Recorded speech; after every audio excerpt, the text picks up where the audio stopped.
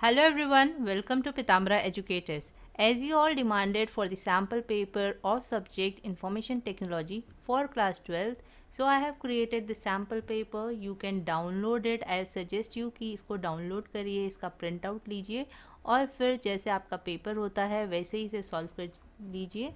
And you can also download the OMR sheet और उसका भी प्रिंट आउट लेके तो एक्चुअल जैसे आप पेपर देने वाले हैं वैसे ही इसे सॉल्व करिएगा. And we will discuss the strategy कि आपको किस स्ट्रेटेजी के साथ इसे सॉल्व करना चाहिए. So let's begin. Like you are getting 20 minutes for reading the question paper. तो उस 20 मिनट्स को आप कैसे डिवाइड करेंगे for reading the question paper. See you have to attempt 5 questions out of 6 questions in employability skills. और ये एक line के क्वेश्चंस होंगे, थ्योरेटिकल बेस्ड क्वेश्चंस हैं. सो इसमें ज़्यादा टाइम नहीं लगेगा रीड करने में. So you can dedicate your 5 minutes for reading these questions. और इसमें से आपको 5 अटेम्प्ट करने हैं और एक नहीं अटेम्प्ट करना है. सो आई सजेस्ट यू कि मार्क कर लीजिए, रीडिंग के टाइम पे ही मार्क कर लीजिए कि आप कौन सा क्वेश्चन नहीं अटेम्प्ट करने वाले हैं. Because don't attempt all the questions.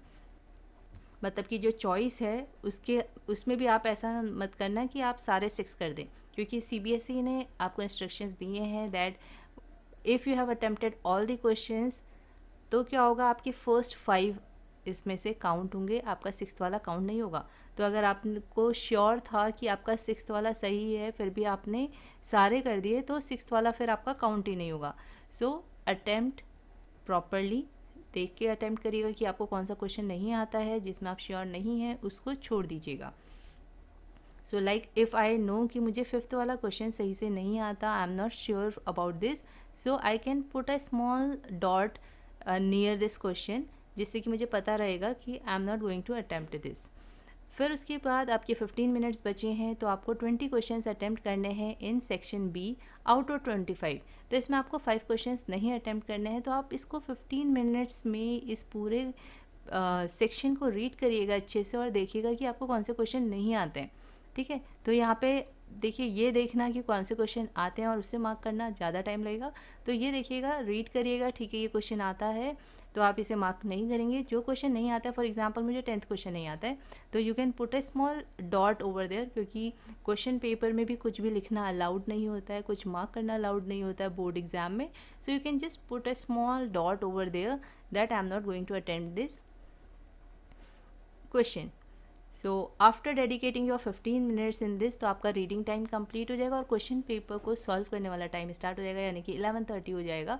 तो आपने अभी सेक्शन सी रीड नहीं किया और वैसे भी सेक्शन सी जो है आपको 7 क्वेश्चन में से 5 अटैम्प्ट करने हैं. तो इसको आप अभी स्टार्टिंग में मत करिएगा, पहले आप सेक्शन ए और बी अटैम्प्ट कर लीजिएगा. तो सेक्शन बी, अब आपका जो मेन 90 मिनट्स हैं वो स्टार्ट हो गए होंगे. सो यानी कि आपका 11:30 पे आपका पेपर जो है आप सॉल्व करना स्टार्ट कर देंगे and your time will be 1. तो 1.5 घंटा है. तो 1.5 घंटे को अब आप कैसे यूटिलाइज करेंगे. First you are going to solve these section A questions. So you will take 5 minutes for this. इसमें 5 मिनट से ज़्यादा नहीं लगना चाहिए और इवन 5 मिनट से कम लगेगा. तो आप इसको जैसे अगर आपको पता है कि इसका आंसर फॉर एग्जांपल ए है, then what you will do, तो आपके पास वहाँ पे 4 ऑप्शंस होंगे, 4 रिस्पॉन्स आपको सर्कल दिए होंगे A B C D. तो आप एक छोटा सा उसमें लाइक अगर सी आपका ऑप्शन, आपको पता है इसका रिस्पॉन्स में सी करना है, तो आप जल्दी से मार्क करिए. अगर कम्प्लीटली फिल करने में ज़्यादा टाइम वेस्ट मत करिएगा, जैसे भी मार्क हो रहा है ऐसे कर दीजिएगा. उसके बाद सेकंड में आपको पता है कि सी है, तो फिर आप नेक्स्ट फिर से सी ऐसे मार्क कर देंगे. ठीक है, अभी इसके साइड में आपका रिस्पॉन्स बॉक्स भी फिल करना है, बट रिस्पॉन्स बॉक्स लास्ट में फिल करिएगा. ओके क्योंकि इसमें क्या है, अगर आपको बाद में चेंज करने का हुआ कि मेरे को ऑप्शन चेंज करना है, सी ऑप्शन नहीं है, जब आप रिवाइज करेंगे क्वेश्चन पेपर को, तो इफ़ यू फील कि मेरा ऑप्शन डी सही था और मैंने गलत मार्क कर दिया, तो आप फाइनली इसमें डी लिख सकते हैं. सो दिस फाइनल रिस्पॉन्स जो भी आप बॉक्स में लिखेंगे उसको माना जाएगा. So this you will do at the and 15 या 10 मिनट्स जो भी आपके पास बचेंगे उसमें करिएगा ये बॉक्स में फिल करने वाला. So how many minutes you will give for solving this section A? 5 minutes. After this section B को आपको सॉल्व करना है. इसमें आपको 20 क्वेश्चन सॉल्व करने हैं. तो कुछ क्वेश्चन तो ऐसे हैं जो 1 मिनट से पहले ही आपके सॉल्व हो जाएंगे. सिंपल ये आपको एक लाइन पढ़नी है कि which is a disadvantage of provider for web based application. No spatial restriction, require less staffing. आपको डिसएडवांटेज बताना है तो क्वेश्चन अच्छे से रीड करना है कि हमें एडवांटेज बताना है या डिसएडवांटेज बताना है, इसमें कंफ्यूज नहीं होना है। Internet transactions are susceptible to frauds, so this is disadvantage, global access, और ये 3 एडवांटेज हैं। तो हमारा ऑप्शन सी जो है इसमें करेक्ट है, so we will quickly mark option C. तो इसमें 1 मिनट से भी कम टाइम लगेगा and on an average we can take 2 minutes for every question. तो आपका जो है 20 जो क्वेश्चन हैं वो 40 मिनट्स में हो जाने चाहिए। तो इट मीन्स आपके 45 मिनट्स में जो है सेक्शन ए और सेक्शन बी कंप्लीट हो जाने चाहिए। तो जब आप क्वेश्चन पेपर अभी इस सैम्पल पेपर को सॉल्व करेंगे तो टाइमिंग देखते हुए सॉल्व करना कि 45 मिनट्स में आपका ये पूरा क्वेश्चन पेपर जो है सेक्शन ए और सेक्शन बी सॉल्व हो रहा है या नहीं हो रहा है। अगर नहीं हो रहा है देन इंक्रीज़ योर स्पीड, अपनी स्पीड पे भी ध्यान दीजिए। आफ्टर दैट हमारे पास बचा आप सेक्शन सी। सेक्शन सी अभी आपको रीड भी करना है और सॉल्व भी करना है। तो एक बार पहले 5 मिनट्स में और 10 मिनट्स लगा के आप इसे एक बार रीड कर लीजिएगा और मार्क कर लीजिएगा कि आप कौन से क्वेश्चन कर सकते हैं। अगर आपने second unit that is operating web based application सही से पढ़ी है तो आप ओब्वियसली इसमें जो 2 क्वेश्चंस आने वाले हैं सेक्शन सी में आप इजीली अटेम्प्ट कर लेंगे और फिर आपके बचे बाकी 3 क्वेश्चंस, क्योंकि इसमें आपको 5 क्वेश्चन में से 7 क्वेश्चन करने हैं, तो फिर आपका ज़्यादा टाइम नहीं लगेगा। बट अगर आपने ये वाली यूनिट अच्छे से नहीं पढ़ी है, फिर आप एसक्यूएल क्वेरी को देखेंगे तो आपको थोड़ा सा देखना पड़ेगा टेबल और क्वेरीज़ को, then it will take a little bit more time. तो इसके लिए हम फिर से जो है 20 मिनट्स लेके चलते हैं कि 10 मिनट्स जो हैं आप रीड कर रहे हैं, आंसर देख रहे हैं कि कौन सा आपको आता है या नहीं आता है। So you will take 10 minutes for reading and marking the answer, और फिर बाकी 10 मिनट्स में आप एक बार दोबारा से पढ़ के उसे आंसर उसका फिल कर लीजिएगा सर्कल में। ओके, सो टोटल जो अभी तक आपके मिनट्स हुए हैं वो है 65 मिनट। तो 65 मिनट्स में आपका section A, section B, section C हो जाना चाहिए।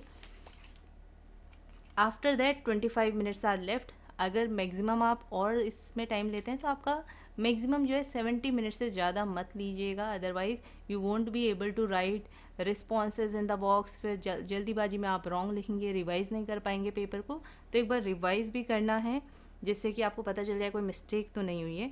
अब ये जो लास्ट के आपके 25 मिनट्स हैं इसमें आप 10 मिनट्स एक बार अपने पेपर को रिवाइज़ कर लीजिए। 10 मिनट्स में जो आपको रिवाइज़ करना है, सेक्शन ए तो बहुत इजी है, आपको पता ही होगा कि आपने सही करे हैं मार्क, पर फिर भी एक बार देख लीजिएगा। सेक्शन ए में हार्डली आपको 1-2 मिनट्स लगेंगे चेक करने में। उसके बाद सेक्शन बी में थोड़ा टाइम लगेगा, तो इसको अच्छे से देख लीजिएगा कि कोई आपने ऑप्शन रॉन्ग तो नहीं मार्क किया। फॉर एग्जांपल कैसे मैच करेंगे, जैसा आपने देखा क्वेश्चन नंबर 19, इसमें आपको क्या करना है, default value of state change करनी है कस्टमर टेबल की यूके टू उत्तराखंड।